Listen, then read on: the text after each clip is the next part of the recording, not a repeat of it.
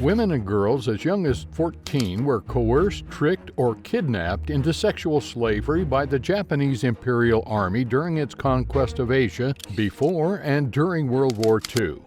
They were called comfort women in comfort stations, but they knew no comfort. They were treated as disposable objects, subjected to brutal abuse and violence, and deprived of their dignity and humanity. Many of them died or were killed, while others survived with physical and psychological wounds that would not heal. The existence of such stations was denied by the Japanese government for quite some time, and even to this day, there are plenty who continue to insist that such arrangements were entirely consensual. Welcome to Bizarre History. Today we dive deep into the disturbing life of comfort women in Japan.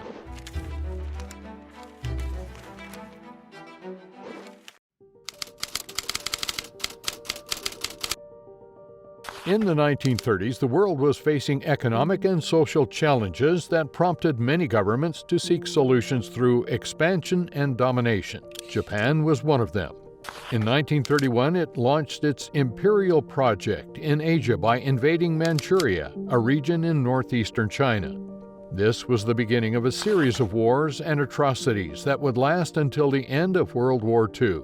Since the early 20th century, the Japanese government had regulated prostitution and brothels for the exclusive use of its soldiers, and had assigned doctors to prevent and treat sexually transmitted diseases. These brothels were called comfort houses or comfort stations, a euphemism for places where sexual services were provided. Following the horrific massacre and assaults that took place in Shanghai, the Japanese Army sought to reduce the number of such events occurring. It was thought that by having military-run brothels, soldiers would be less likely to commit assaults if there was an alternative. This would then also lead to a reduction in venereal diseases among Japanese soldiers. If the women were carefully monitored, it was hoped that Imperial Japan would not have to explain potentially horrendous crimes committed by its soldiers. The man largely seen as the driving force behind the implementation of this idea was General Useiji Okamura, the Vice Chief of Staff of the Shanghai Expeditionary Force in 1932. The primary sources for these comfort women were Japanese brothels, where the profession had long been legalized.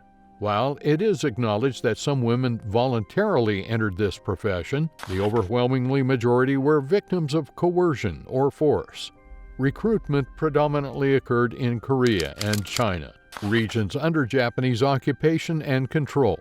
As the Japanese Army expanded its influence in Southeast Asia, the establishment of comfort stations became imperative. Women and underage girls were covertly transported across borders to meet the insatiable demand of Japan's military presence in Korea, China, and the Philippines, and other parts of Southeast Asia.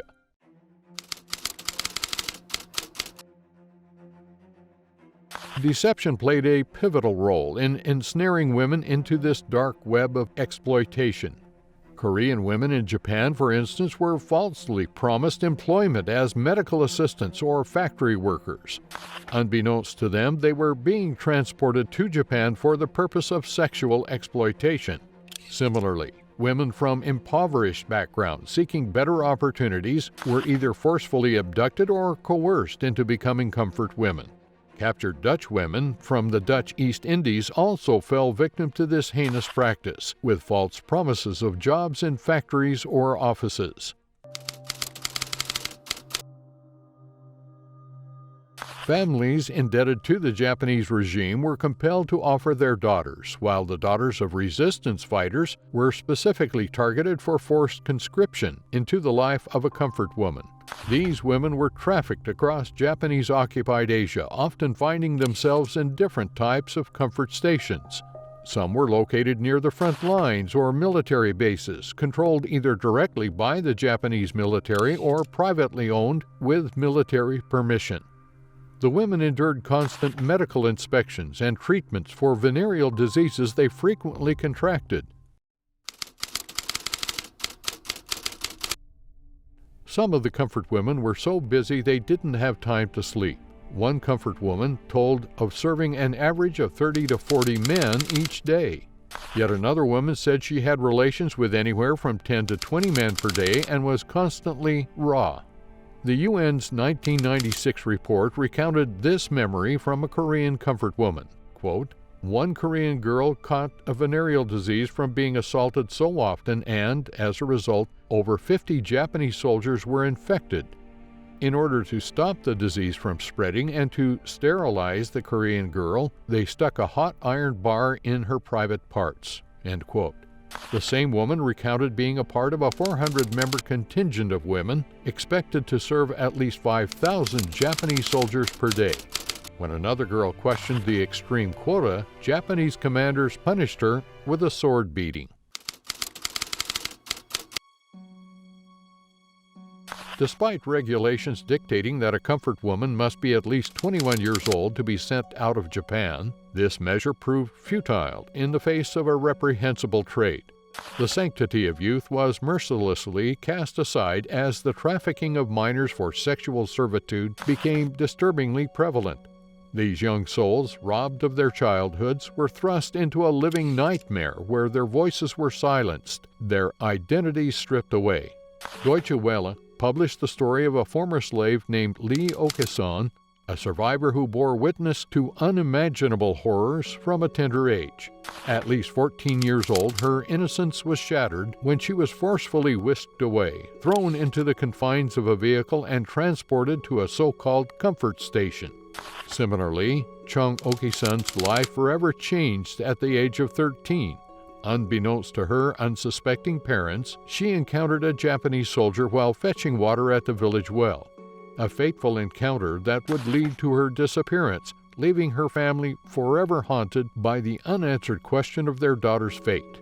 Dragged away in a heartless truck, she found herself at a police station, where she became a victim of unspeakable abuse at the hands of multiple policemen.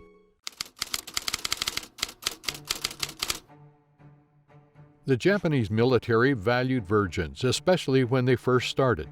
They believed that virgins were desirable because they didn't have sexually transmitted diseases. However, this desire for virgins led to more and more women being recruited, tricked, and forced into servitude. Unfortunately, younger and even preteen girls were traded because of this demand. When men visited the comfort houses, officers were given special treatment and had access to the virgins. Once an officer was done with a virgin, she would then be made available to other troops. Japanese military men paid more for Japanese women because they believed that Koreans were inferior. However, the virgins were considered special gifts for the highest-ranking Japanese warriors. Pregnancies were tragically common due to the high number of sexual relations taking place. Condoms were not regularly used, and as a result, women often found themselves facing the prospect of pregnancy. To address this, women were expected to take pills aimed at preventing pregnancy. However, in instances where pregnancies did occur, the experiences varied. Some pregnant women received herbal supplements in an attempt to terminate their pregnancies.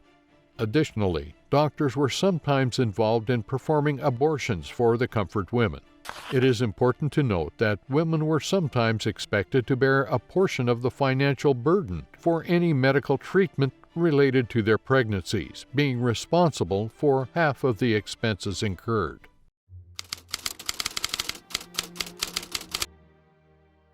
The establishment of comfort houses and stations during that time provided soldiers with readily available and safe access to pleasure. However, not all soldiers were stationed near such facilities. In cases where troops were deployed across vast territories, comfort women were sometimes brought along to cater to their needs. To accommodate these circumstances, special platoons of mobile comfort women were organized. They were brought into barracks, awaiting the arrival of the men. One doctor who witnessed these arrangements later recounted the scene. A large common room in the barracks was divided into 50 smaller rooms with antechambers. The rooms were furnished with large wooden beds, meticulously prepared bedding, and every detail was carefully arranged to facilitate the activities that would take place. In July of 1941, as historians have documented, in preparation for potential conflict with the Soviet Union, an estimated 10,000 Korean women were brought to Manchukuo to serve as comfort women for the Kuomintang Army. In order to cater to the soldiers' needs, numerous cat houses were established throughout the area. Many of the comfort women who survived their ordeal were not able to live normal lives after their liberation. They were scarred by their past, both physically and mentally, and faced many challenges and hardships. Many of them took their own lives, unable to cope with the memories and the stigma. Some of them turned to drugs or alcohol, trying to numb their pain and escape their reality. Others simply avoided discussing it entirely for fear of shame or retribution by authorities or society. Additionally, many comfort women were never able to have children due to the disease and mistreatment they experienced. They were robbed of their fertility and their motherhood and had to endure the loss of their potential families. Some of them married, but often faced domestic violence or divorce. Others remained single, isolated, and lonely. The battle for comfort women did not end with the war. It continues to this day as they seek justice and recognition from Japan and the world. They have been fighting for decades, demanding an official apology and compensation from Japan, as well as the preservation and education of their history. If you want more of history's long-held secrets and darkest confessions, hit like, subscribe, and ring that notification bell. Make sure to watch the next video up on your screen, and we'll see you next time.